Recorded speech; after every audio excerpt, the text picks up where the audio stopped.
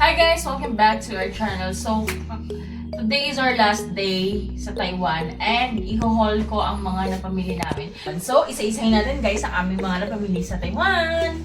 First, we got some Pop Mart collectibles or Pop Mart whatsoever. So, binila namin ang pamangkin ni Carl na si Chloe. Pamasko ng dating lanyard at saka yung instinct toy. Yan. Dalawa. Tapos, binilhan din ako ni Carl ng phone bling. Ito yung Demo World or Dymo World. Binili namin sa Mitsui Outlet Park. Pumunta kami dun guys. Pero konti lang tao. Tapos, walang pila to. So, ginrab na namin yung opportunity na pumila. Kasi sa Ximending, sobrang haba ng pila. So, next ay itong hindi ko mabasa. This is actually from Watsons. So, bumili ako ng maraming face mask. At naka-sale siya. At ginrab ko na yung opportunity na bumili ng medyo marami-rami para ma-share ko sa aking mga friends and family. And then, bumili rin kami ng ganito. Yung Japan product also. Yung Senka Perfect Whip Beauty Foam. Ito, buy one take one din siya sa Watsons. So, yan guys. Dito lang yan around Ximending.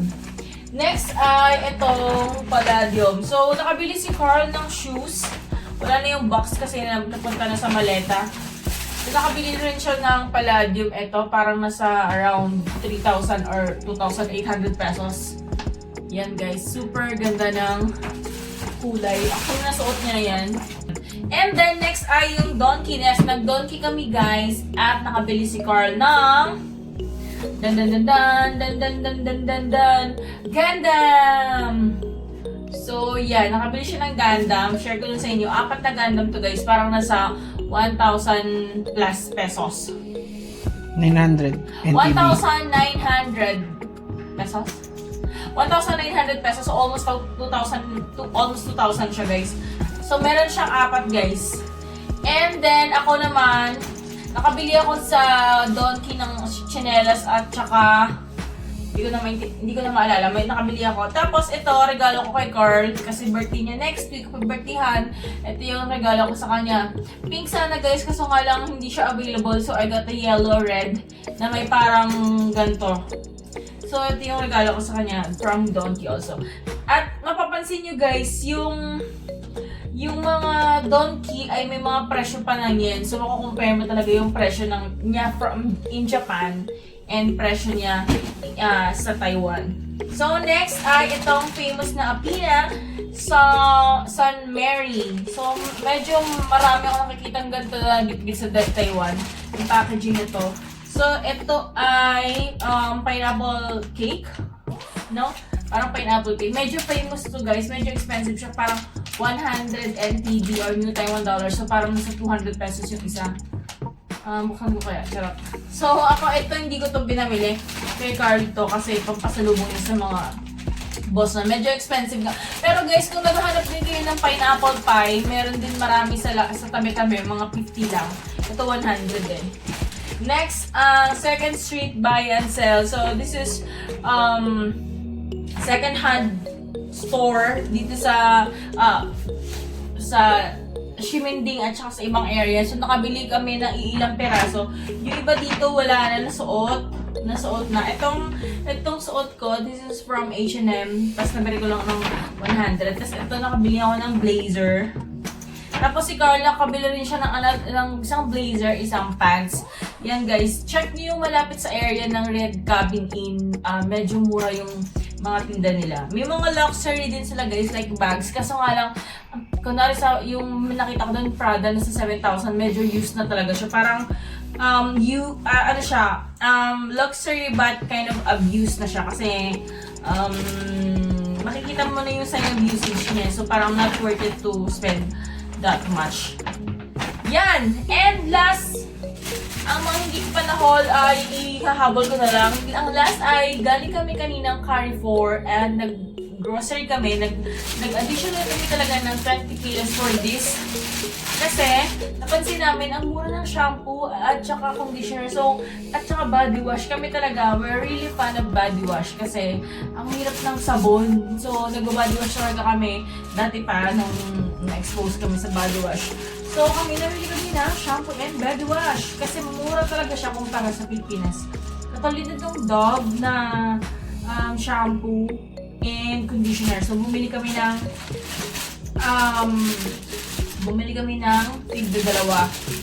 I think tatlong shampoo at, ay mali. Ano yung iba? Yun lang, dalawang okay. shampoo tsaka isang Dalawang conditioner. shampoo, yes. Dalawang shampoo guys yung nabili namin at isang conditioner. Sobrang mura talaga to kumpara sa Pilipinas yan. Dalawang shampoo, isang conditioner. Tapos itong pinaka-favorite ko yung body wash from Bure. Ito sobrang mura, parang nasa 200 plus lang siya. And bumili rin kami ng refill. Yung refill niya guys, sobrang mura rin to. Parang wala pang 200 pesos, 100 plus lang siya. Yan, body foam yan. Kasi maganda yung brand na Bure. Although mabigat siya guys, so huwag kayong mag-alala, meron kaming 20 kilos para dito. Next ay bumili kami ng mga kape.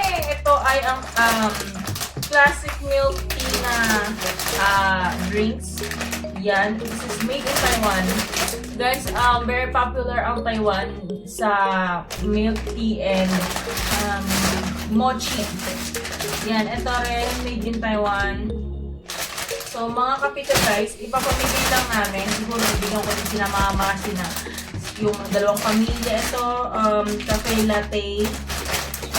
Tapos, ito, mura lang guys doon. Sobrang, doon pala kami guys pumunta sa Carrefour Gulin. Yan guys. Ito, yan, mga kapito guys kasi mga addict sila pati yung mga tao. And then ito guys, shout out kay Ariel kung nanonood ka ng vlog namin. Nagpadala siya, recommendation nito. Parang ilang piraso, tatlo, tapos isang pineapple pie. Hindi ko na nalagay dito, pero thank you so much Ariel dahil sa'yo nalaman namin to. So guys, pag nasa Taiwan kayo, try nyo rin to. Mukhang magugustuhan to ng kids kasi sabi niya yung kids niya nagustuhan. Ilalagay ko na lang dito yung binigay niya. And then we got some mochi. This is my favorite mochi. Kasi gusto ko yung, ayoko lang ng peanut, pero gusto ko yung parang red bean at saka ibang flavors yan. Mochi rice cake. Peanut, red bean, and sesame. Yan guys, parang nasa 200 pesos. And bumili ako ng pang sugat kasi may sugat ako ngayon sa paa, so kailangan ko siyang i-cover. And then toothbrush, 40 pesos isa. And then chocolate for my travel tomorrow. Yun na guys, thank you for watching and I hope you enjoy our mini haul. So next time, iba na yung hina-haul natin guys. Bye-bye! Na-upload mo na ba yung haul ng Japan?